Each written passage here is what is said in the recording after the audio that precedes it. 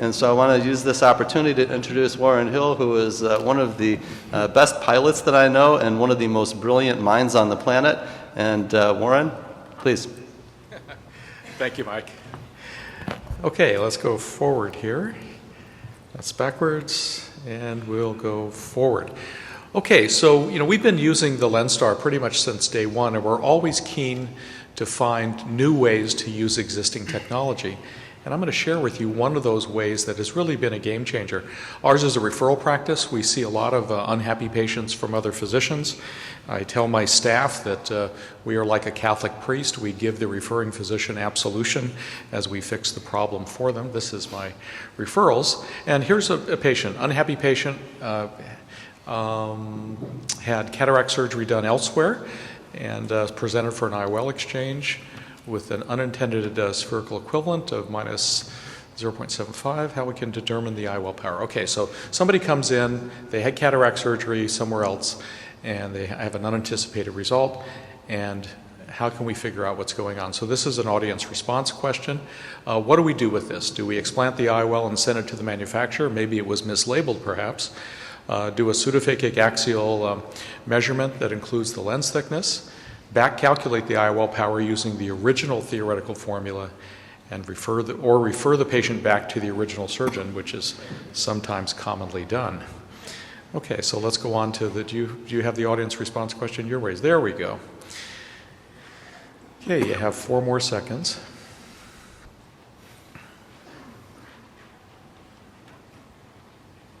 Very good, very good. Okay, well, you guys have seen this presentation before then. Okay, let's go back to the presentation, please. Okay, so here, basically, we wouldn't explant it and send it back to the manufacturer because that might be a black hole. We might not get information.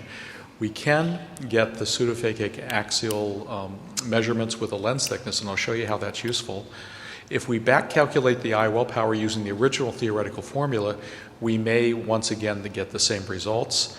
And sometimes I'm in favor of referring the patient back to the original surgeon. Okay, so here's an example here of an extreme axial myope, winter visitor to Arizona. We see a lot of those from the upper Midwest. Blurry vision, told get glasses while you're in Arizona, of course. The calculations show a 12 diopter lens with a mini myopic target. Looked at the op note from the old records, nothing unusual, quick, easy surgery, routine, all paperwork says the 12 diopter lens was implanted. Outcome -8. My goodness, okay. What happened? So we took a look at the original calculation from the original records, and it showed 12 diopter lens, okay. Then we did a confirmatory calculation using Graham-Barrett's formula, 12 diopter lens. Then we used Hill RBS, 12 diopter lens. Okay, so everything's looking like 12 diopters should have been what we used here. We can do a back calculation as well. We can take Jack Holliday's refractive divergence formula and figure out, let's bring back up the presentation, please. So we're just waiting for that to come back up. Okay, thank you. Okay, so we can actually calculate how much the optical system is missing in terms of power. And it turns out it's missing about, or it has 9 diopters too much power because this is a myopic result. And so that's kind of the benchmark we're going to work against. This is a patient who had an unanticipated myopic result. We have 9 diopters too much. So it probably was a 21 diopter lens. Now, one of the interesting things about the LensStar is it was really the first biometer that gave you axial measurements that included the lens thickness. The original IOLmaster, remember, used a slit image estimation that focused off the lens capsule. So one of the characteristics of all the IOLs we plant is they have a certain sagittal thickness for a given power. So every power from every manufacturer for every model IOL is unique and individual. So we can actually measure that with the LensStar. And as the power increases, the sagittal thickness, of course, increases as well. So let's take an eye that had a 21 diopter lens, which is what we kind of think this patient has, and we can measure that. It's about 0.64 to 0.65 measurements. And in our practice, we've been slowly measuring pseudophakic eyes and their sagittal thickness for years. So this is the SN60WF.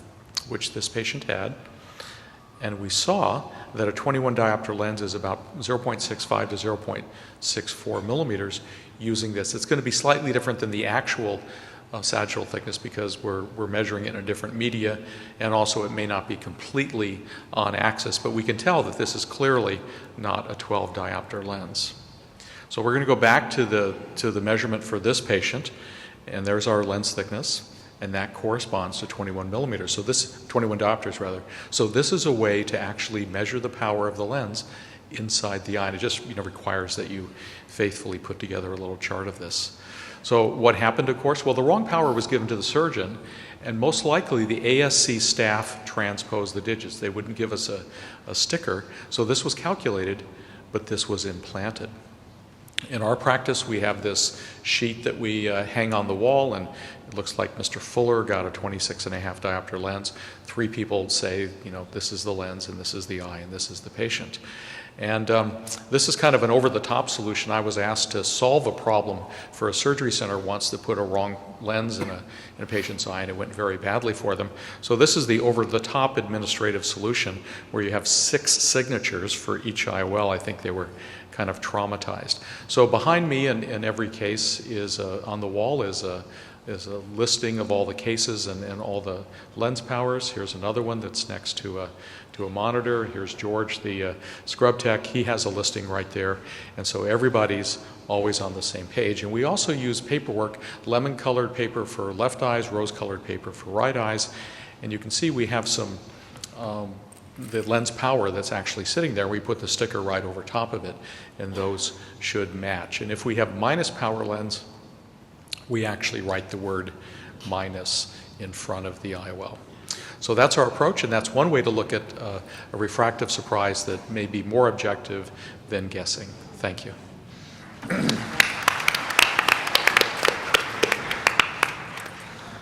Warren, that's just an amazing case, and I think that it demonstrates the importance of not doing an IOL exchange based on the formula failure. Because if you had done an IOL exchange based on a formula failure, then they would have ended up +9. So that would have been not fun, right? So bravo.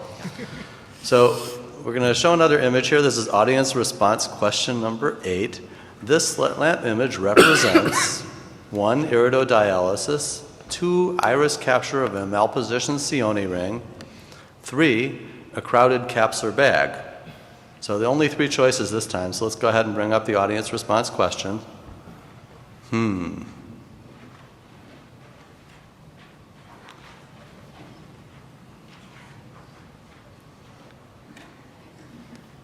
And so we've got really all over the place on this. So let's go back to the picture and we'll take a little peek at that. So as we look at that, this is actually a crowded capsular bag. This was kind of cheating because it's really something that we're not used to looking at. This is a patient who lost their iris due to trauma. And so this is an artificial iris. This is the custom artificial iris now available, FDA approved in the US. Inside the capsular bag, we see here's the equator to the capsular bag. We can see the edge of the implant lens in the capsular bag. We can see the Sione ring in the capsular bag, and we're usually not used to seeing this in front of an iris because if it's a normal iris, the Sione ring's hidden. We see the suture going to the ciliary sulcus, and you can actually even see it in the subconjunctival space over here if you look super carefully. And so this is actually just a crowded bag with a whole bunch of different pieces of plastic in it, and just kind of a fun little case. So why do I love images so much? Some of them are just fun, like that last case, but some of the images are just really important in clinical management. So this slit lamp image shows an elevated keratinized lesion with feeding vessels, a lot of irregularity, and there's some avascular pannus at the limbus and a bunch of really honking vessels on this thing. And so next question, what do we do with this? This isn't an audience response question. It's just there's lots of different options. What could we do? We can refer it. We can treat it with topical chemo. We can excise it. We can do cryotherapy. We can do adjuvant chemo with excision. There's all kinds of different options.